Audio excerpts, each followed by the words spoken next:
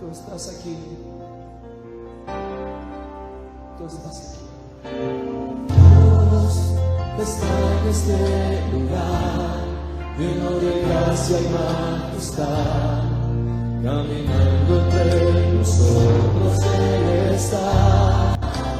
Dios está en este lugar. Siento su gloria y su poder. Es tan real, podemos respirar su paz. Canta, Dios está en este lugar. Dios está en este lugar, lleno de gracia y majestad. Caminando entre nosotros Él está. Dios está en este lugar. Siento su gloria y su poder. Es tan real, podemos respirar su paz. Ven y sana del Señor. Déjame de mi aflicción. Ven que estaba en el Señor Jesús. Tócame, libérame. Yo sé que estás aquí.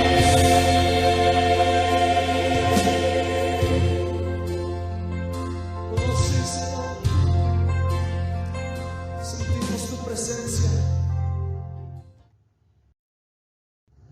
Amada Iglesia, feliz noche. Qué gusto poderlos saludar, poder compartir el Evangelio una vez más con ustedes, poder meditar en las obras de nuestro Señor. Atravesamos por una situación un poco difícil para nosotros. Gracias a Dios, Colombia no ha sido tan afectada, aunque las cifras están creciendo. Hoy cerramos hasta el momento con 145 casos y debe ser una situación que nos debe llevar a reflexionar, una situación que nos debe llevar a meditar más en la palabra del Señor, a rogarle a Él que esté con nosotros, que nos ayude, ¿sí?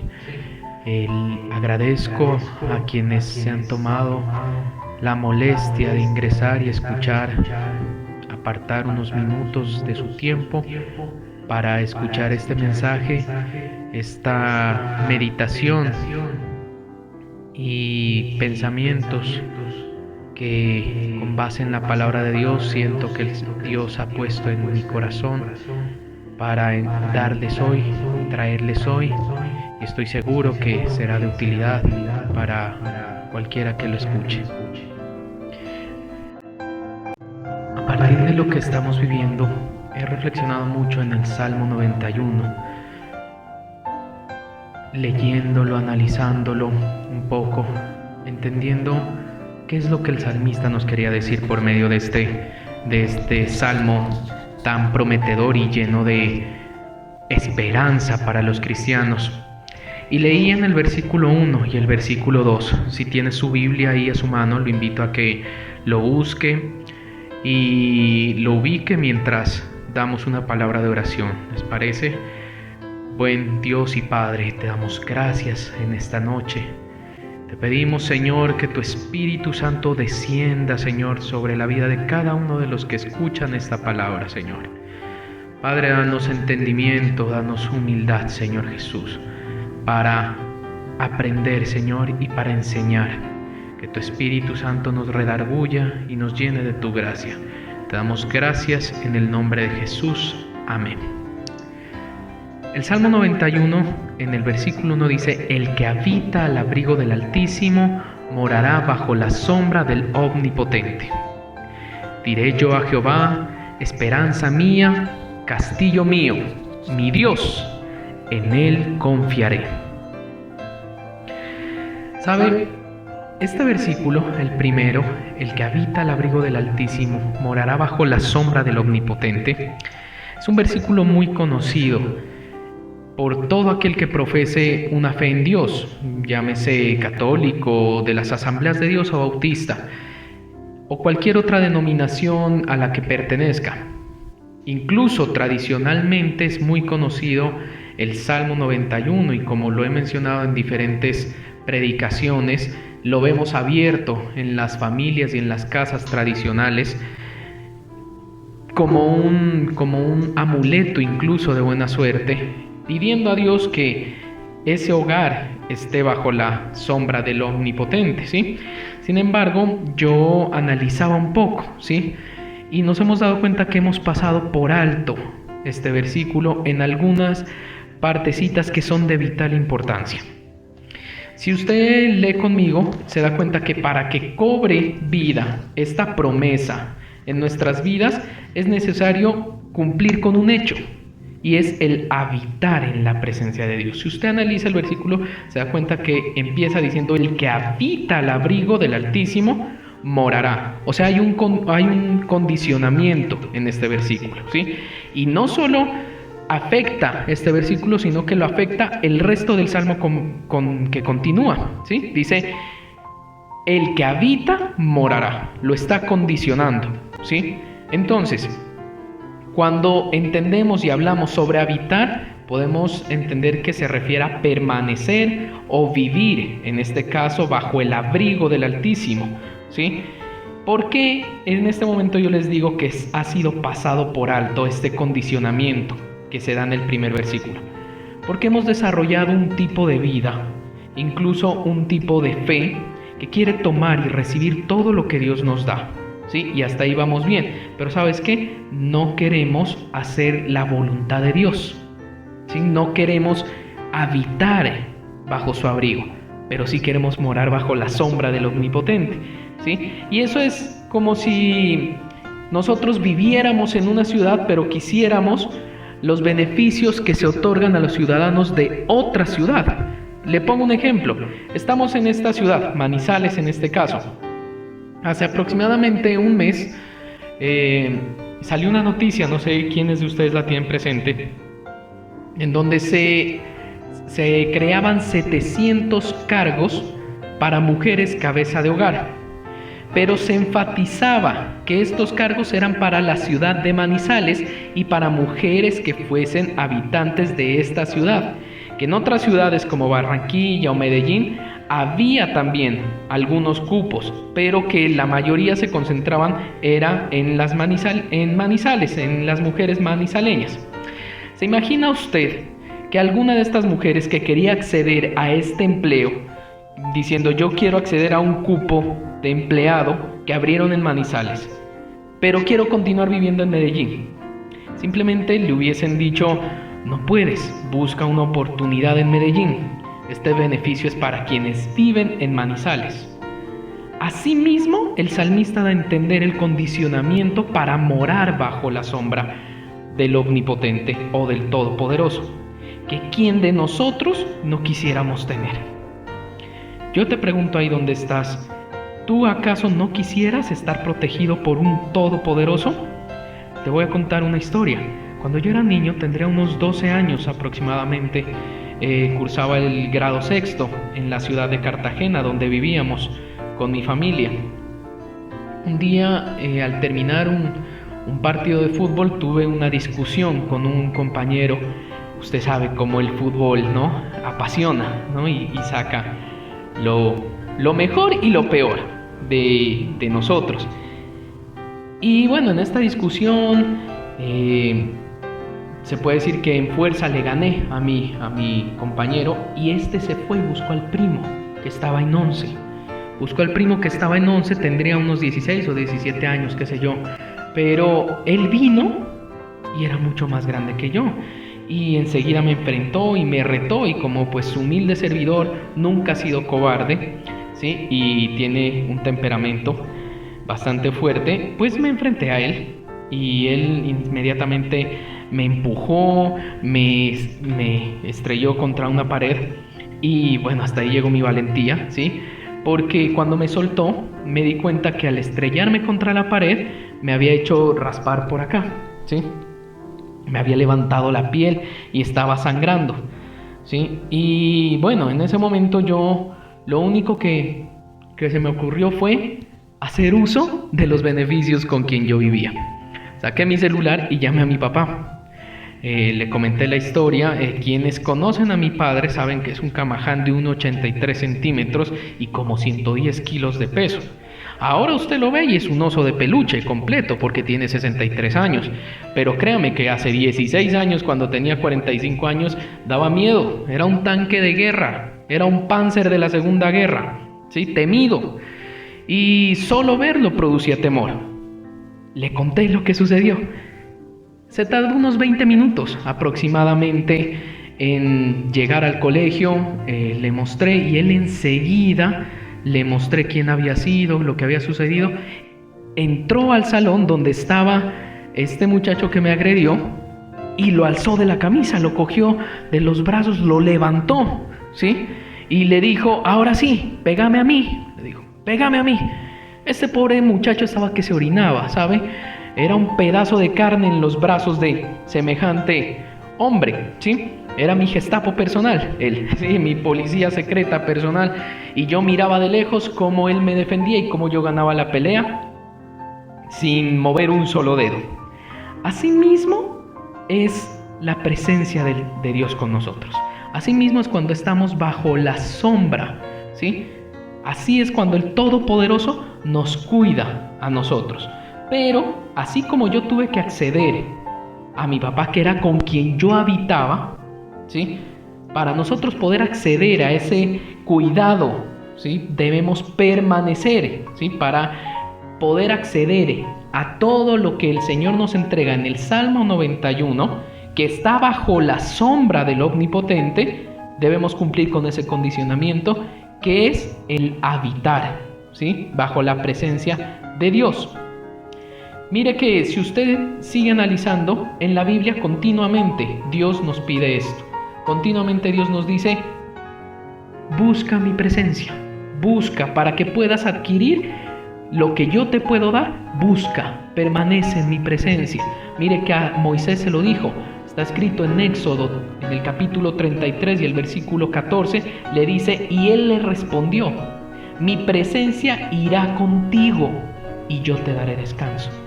¿Sabe lo que estaba viviendo Moisés en ese momento? Pero si usted sigue leyendo, por ejemplo en la Biblia, hay otro caso que a mí me gusta mucho, y es lo del profeta Isaías, ¿sí? En Isaías 54:17 dice: ningún arma forjada contra ti prosperará, y condenarás toda lengua que se levante contra ti en juicio. Esta es la herencia de los siervos de Jehová, y su salvación de mí vendrá, dijo Jehová. Mire lo que le dice aquí: nada te puede hacer frente. Añade: ningún arma. Piense usted, cualquiera que sea, va a prosperar.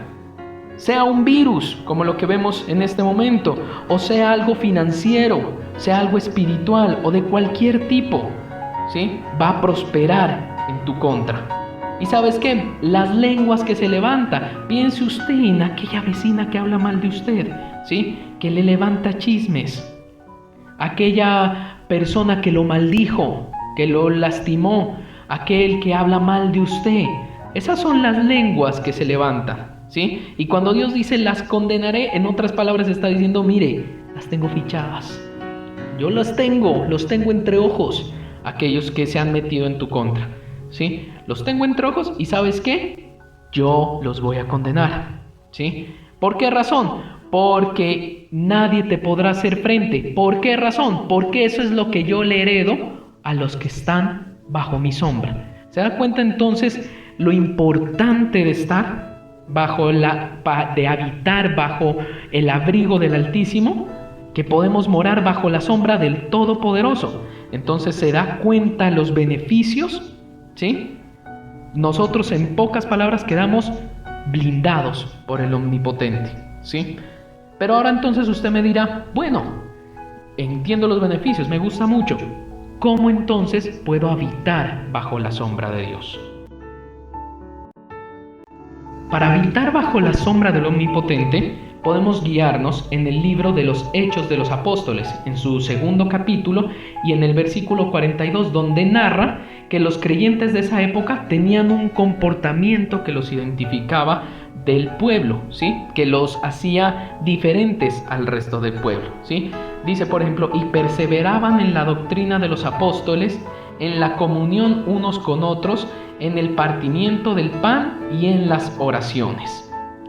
Cuando habla de perseverar en las doctrinas de los apóstoles, habla de que ellos permanecían en las enseñanzas que les daban sus líderes. En este caso, por ejemplo, en la actualidad, hay personas que bueno, conforme a la fe, unos son apóstoles, otros son profetas, ¿sí? Algunos somos pastores, y Dios nos ha puesto a pastorear diferentes obras y diferentes almas. En tu caso personal, para habitar, lo primero es que tú permanezcas en las enseñanzas que te da tu líder espiritual, ¿sí? Pero muchas veces, ¿por qué dice perseveraban? Porque no es fácil. Muchas veces hay muchos mensajes, hay muchas cosas que no nos permiten a nosotros permanecer. Póngase a pensar, actitudes de pronto, palabras o mensajes que nos golpean. Muchas veces, no sé, estoy seguro que a usted le ha pasado, a mí me ha pasado. Muchas veces que lo que está predicando, enseñándose en el sermón, nos toca acá adentro. Y nuestra primera reacción es pensar que es el predicador que tiene un problema en contra de nosotros. Y no es así. Yo les hablo de mi caso personal. Cuando yo preparo los mensajes, nunca tengo en cuenta una persona. Siempre tengo en cuenta situaciones que generalmente me han tocado vivir a mí. Y que me refugio en la palabra de Dios y Él me ayuda, ¿sí? Entonces yo digo, bueno, tal vez esto pueda servirle a la gente, ¿sí? Que me escucha.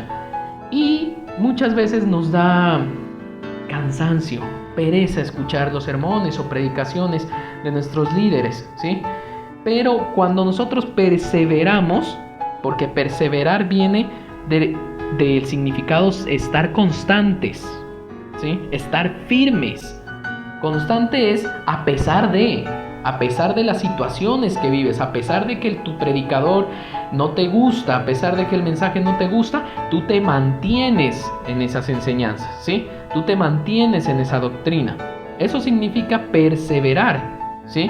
A pesar de cualquier cosa, ser constante a pesar de cualquier cosa, ¿sí? Entonces es importante que nosotros permanezcamos en las enseñanzas de nuestros líderes para poder ir aprendiendo a habitar en la presencia de Dios.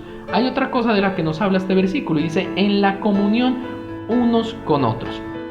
¿Por qué es importante la comunión unos con otros? Enfáticamente, para tú tener comunión con otra persona, tienes que asistir a la iglesia, ¿sí? ¿Por qué razón? Porque cuando tú asistes a la iglesia, que es lo que se espera, vas a compartir con personas que tienen tu misma fe en Dios, o tal vez una fe mayor, que te van a ayudar a cobrar ánimo, ¿sí? En medio de las dificultades.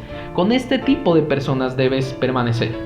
Por ejemplo, las personas que asisten acá, cuando ustedes vienen a esta iglesia, acá les transmitimos fe, les transmitimos confianza en Dios, esperanza ante las dificultades, ¿sí? Y ante la vida cotidiana. Pero muchas veces tú te vas de aquí y te das cuenta de lo que está hablando el mundo. Mire, entre a su Facebook, para no ir tan lejos, entre a su Facebook y lea todo lo que dice la gente, cómo es de esperanzadora, ¿sí? Y muchas veces lo disfrazan con chistes y con bromas, pero sabemos que, como dicen coloquialmente, entre broma y broma, la verdad se asoma, ¿sí? En medio de chistes, sacan lo que tienen en el corazón, que no es nada bueno para nosotros, nada esperanzador y por el contrario, nos daña, ¿sí? Por eso la importancia de estar en comunión. Mire, hace unas 2 semanas yo leía una publicación en mi Facebook y uno publicaba, decía, sería muy pastuso de mi parte morir por un virus y no por una intoxicación por chapile. Imagínese, ¿se da cuenta? ¿Se da cuenta lo que transmite una mente sin fe?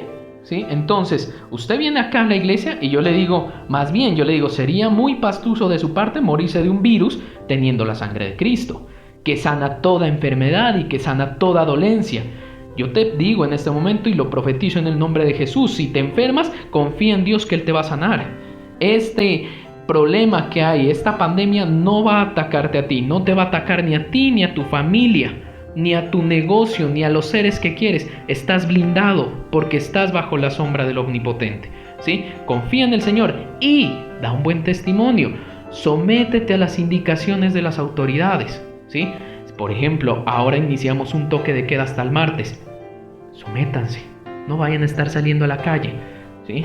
Que si los coge el ejército por allá, no vayan a decir, el que tiene fe, el cristiano. No, al contrario, nuestra fe nos tiene que llevar a ser ejemplares en nuestra vida, ¿sí? Entonces, cuando nosotros nos estamos en comunión los unos con los otros, tenemos una misma fe y nos fortalecemos en eso. Luego continúa en el partimiento del pan. El partimiento del pan es en otras palabras la comida, ¿sí? Es bueno que comamos. Nosotros, los que asisten, saben, cada viernes después de nuestro servicio nos reunimos, compartimos, así sea algo sencillo, o en algunos casos pues hay algo mejor, más suculenta la comida, ¿sí?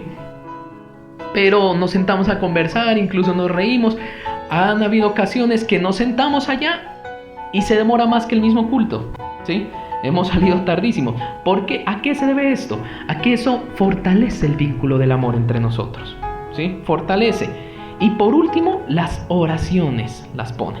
¿Por qué es importante la oración? Porque la oración es lo que tú sacas de tu boca en confianza a Dios. Es lo que tú dices, mira, Señor, yo creo que tú me ves, yo creo que tú estás a mi cuidado y yo te hablo a ti como un ser viviente, ¿sí?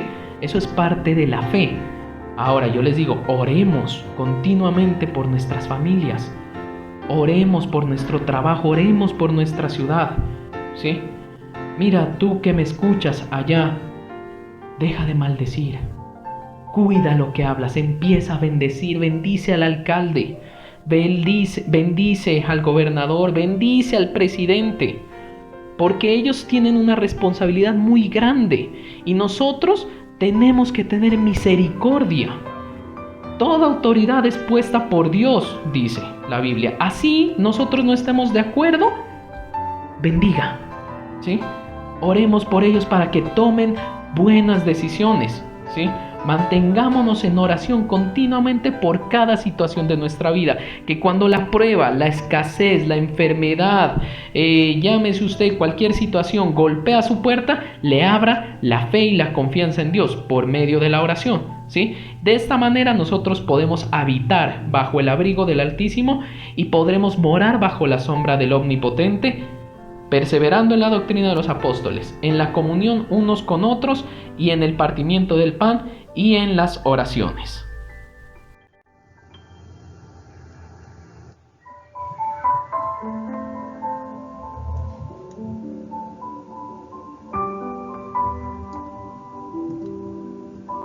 Este siguiente versículo dice, diré yo a Jehová, esperanza mía y castillo mío, mi Dios, en él confiaré, ¿sí? Aquí en el versículo 2 vemos una acción de parte del salmista. Dice, diré yo a Jehová. Como quien dice, no sé tú, pero yo le voy a decir a él. Esto nos muestra el poder de las palabras, ¿sí? Es necesario que hablemos palabras positivas, palabras de fe, como les decía hace un momento, ¿sí? En fe en Dios, no fe en la fe, ¿sí? Nosotros creemos en el poder de Dios, no creemos en las palabras positivas, ¿sí? Valga esa aclaración. Nuestra fe en Dios nos muestra que nosotros hablamos y cuando hablamos algo se desata, el poder de las palabras. Y mire que la Biblia siempre nos indica sobre hablar con fe.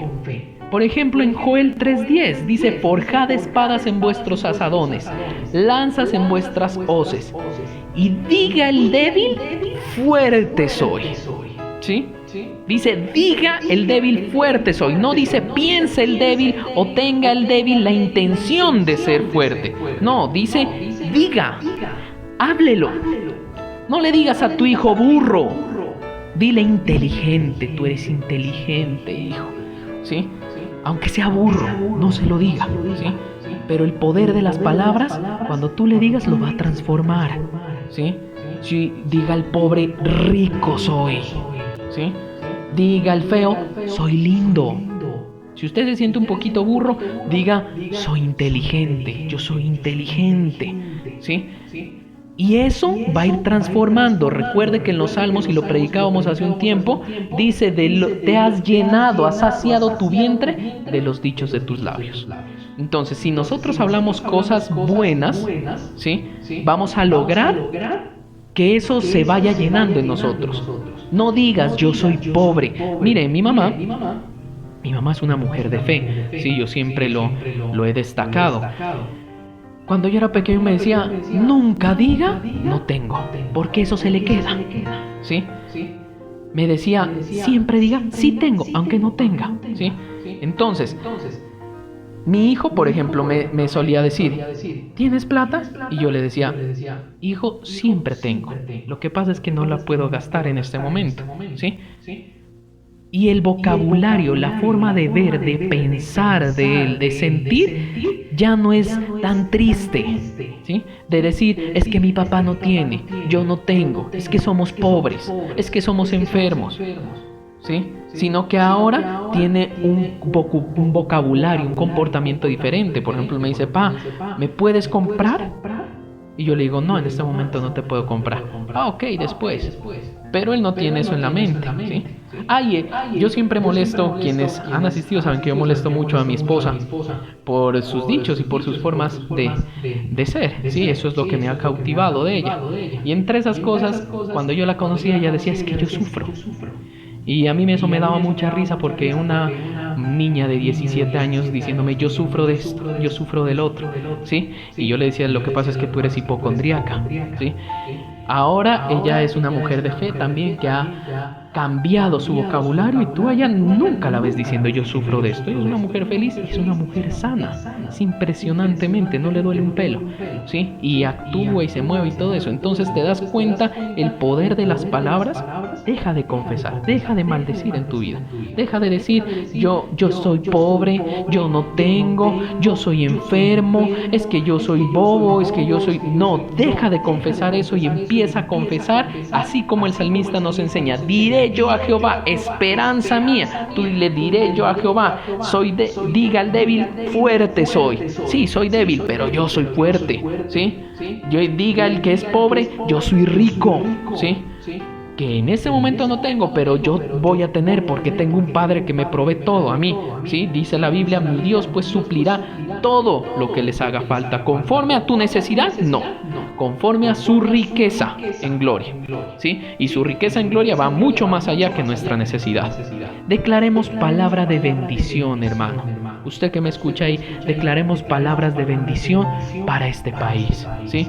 Oremos por las naciones. Mire, esta situación con el COVID-19 es una situación terrible. Hay miles de muertos. No sé si algunos de ustedes pudieron ver las imágenes de los carros del ejército sacando cadáveres por montañas, ¿sí? En un solo día 475 muertos. ¿Sabes? Hay una complejidad cuando alguien muere por COVID. Como no hay cura y es tan contaminante, simplemente los creman como está. Su familia nunca más los puede volver a ver. Ellos mueren solos en su cama, confinados en una bolsa, ¿sí? que los aísla de los demás. Ni siquiera la ropa les cambia, simplemente los toman con guantes, con mucha precaución, los meten en una bolsa y los creman, y nadie más sabe de su vida. Es terrible esa muerte. Entonces, mi hermano, cambiemos nuestra forma de pensar y nuestra forma de hablar. Dejemos a un lado tanta indolencia de pensar solo en nosotros. Mire, la pandemia del COVID-19 no es un mensaje para el mundo o para los ateos, es un mensaje de Dios para su iglesia. Nos dice que el mundo necesita de Dios, necesita de esta esperanza, necesita de habitar en la casa del Señor, ¿sí? Pero ¿sabe qué? Aquí están los cristianos preocupados por mantener su aposento, por mantener su templo, por mantener sus ovejas, felices con sus 120 santos, ¿sí? Ahora con la nueva moda que es hashtag en casa, hashtag iglesia en casa, hashtag lo uno, ¿sí? Todo el mundo anda publicando eso, y mientras tanto miles y millones de almas yéndose al infierno. a diario sin conocer a Dios. Sin conocer a Dios. El apóstol Pablo dice: ¿cómo pues invocarán a aquel en el cual no han creído? ¿Y cómo creerán en aquel de quien no han oído? ¿Y sabes qué? ¿Y cómo oirán si nadie les predica? ¿Cómo pretendemos que estas personas crean en Jesús, tengan una esperanza en medio de esta pandemia? Si tú, si tal vez yo estamos encerrados en nuestra casa, llenándonos de maldiciones. Es que ese presidente, es que ese alcalde, y mientras tanto gente muriendo. Es que muy pastuso morirme de un virus y no de una intoxicación por chapil. Piensa bien qué es lo que compartes en redes, que tú seas un portador de bendición, ¿sí? Como lo mencionaba un predicador, basta ya de esa lucha por la sanísima doctrina. Dejemos de ser cristianos egoístas y compartamos el mensaje de Dios. Pueda que este virus no nos afecte a algunos, pero hay algo cierto, mi hermano, tú que me escuchas, hay algo cierto, y es que de esta vida no vas a salir vivo. Eventualmente vas a morir, todos vamos a morir. Unos morirán en unos meses, otros irán caminando, se resbalarán y se desnucarán, ¿sí? Otros tal vez simplemente les dará un infarto por su mala salud, ¿sí? Pero eventualmente todos vamos a morir. Pero la vida eterna continúa, sea en el cielo o sea en el infierno, depende de nuestra decisión. Pero la misión de la iglesia es decir que hagas las paces con Dios. El mensaje de la iglesia no es para que tengas un buen auto o una mejor casa. Con fe puedes conseguirla, pero la iglesia no es un club o no es un multinivel para que tú te empoderes y te hagas millonario. Es para que aquellas personas que no conocen de Dios puedan saber de Él. ¿Sabes por qué no conocen de Dios? Porque solo conocen a una iglesia opresora. Solo conocen a una iglesia egoísta. No conocen una iglesia, conocen un museo de santos, para que ellos puedan conocer mejor de la compasión y el amor de Dios hacia nosotros, así como somos, porque dice su palabra que Él vio a la multitud y tuvo compasión. Él no anda buscando en qué cambiarte, como la iglesia sí anda buscando en qué cambiarte, y por eso este mensaje es a que tú tengas una relación con Dios, ¿sí? Para que tú seas partícipe de la dispensación de la gracia de Dios y puedas ser partícipe a otras personas. Hermano, caminemos con fe en el Señor para que menos almas se pierdan y cada vez más personas puedan acercarse a Dios. Tal vez tuvo que suceder esto para que dejemos de discutir por qué iglesia es más santa o más verdadera y empecemos a dar a conocer la verdad del amor de Dios por nosotros. La iglesia debe ser conocida no por todo a lo que se opone, sino por todo lo que propone para salvar al mundo, para salvar almas y para salvar a personas, ¿sí? El mundo clama a gritos la manifestación de los hijos de Dios, por lo cual te invito, ahí donde estás, a que cierres tus ojitos en esta noche y digas conmigo: Padre Dios, tú que todo lo ves, Señor, y todo lo sabes, ayúdanos, Señor, para habitar en tu presencia. No queremos ser más forasteros en tu reino, Señor, sino queremos ser habitantes y morar bajo tu sombra. Toca mi corazón, dile, y ayúdame a permanecer bajo la guianza de tu Espíritu Santo. Hoy, Señor, también elevamos un clamor especial. Tu iglesia unida, Señor, te oramos y te pedimos, acuérdate, Señor, de las naciones. Sánanos de esta pandemia, Señor. Ya son miles de muertos. Acuérdate de todos los enfermos y de sus familias, Señor. Trae consolación a quienes han perdido a sus seres queridos. Trae esperanza de sanidad a quienes tienen a sus familiares expuestos en aquellos países, en este país, o que ya están enfermos, Señor. Trae fortaleza, Señor, a los médicos y sabiduría a los gobernantes. Acuérdate de tu bondad, Señor. Confiamos en ti, esperamos en ti, en tu amor y en tu bondad, y quedamos en tu presencia en el nombre de Jesús.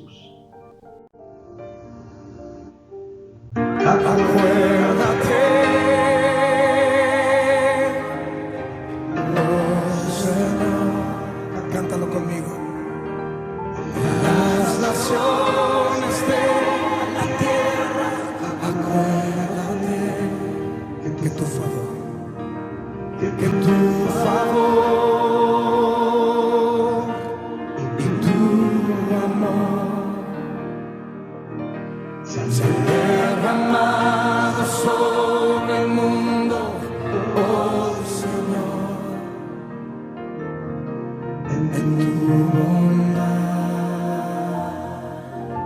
Acuérdate en tu bondad. Acuérdate. Señor, queremos pedirte por las naciones de la tierra.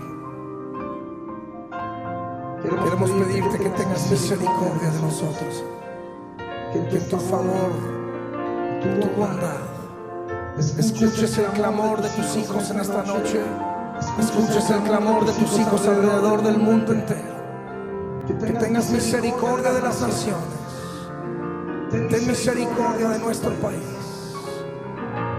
Hermano, levante su voz y ahí donde usted está, empiece a clamar al Señor y a decirle: Señor, acuérdate que tú eres un Dios de pactos y que guardas los pactos desde la antigüedad, que nunca has fallado a tu palabra, Señor, y que nunca fallarás a tu palabra jamás. Señor, clamamos esta noche por las naciones de la tierra, que te acuerdes de ellas en misericordia, con tu favor, en el nombre de Jesús. Alguien diga amén. Acuérdate, oh Señor, cántalo conmigo. En las naciones de la tierra, acuérdate que tu favor,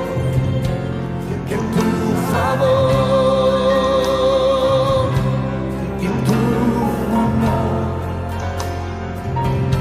se han derramado sobre el mundo, oh Señor, en tu bondad.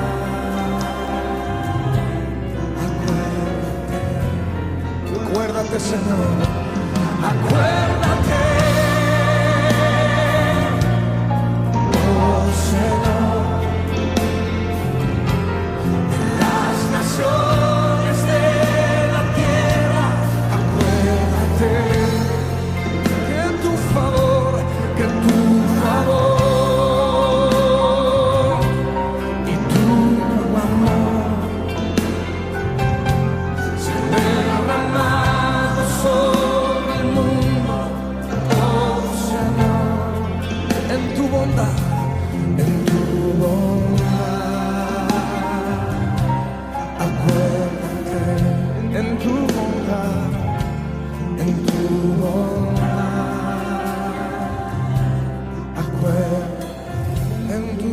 Señor, en tu bondad,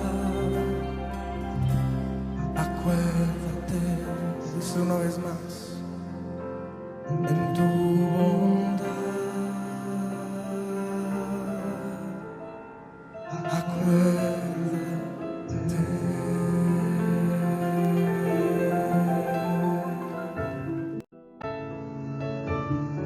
Amados, Dios los bendiga mucho. Mucho ánimo, cuídense mucho, por favor, acaten las normas, pásenla bien en familia, órenle al Señor, canten alabanzas. Espero verlos pronto. Mucho ánimo y sé que con la ayuda de nuestro Dios todos estaremos bien y nos veremos pronto. Un fuerte abrazo y Dios les bendiga.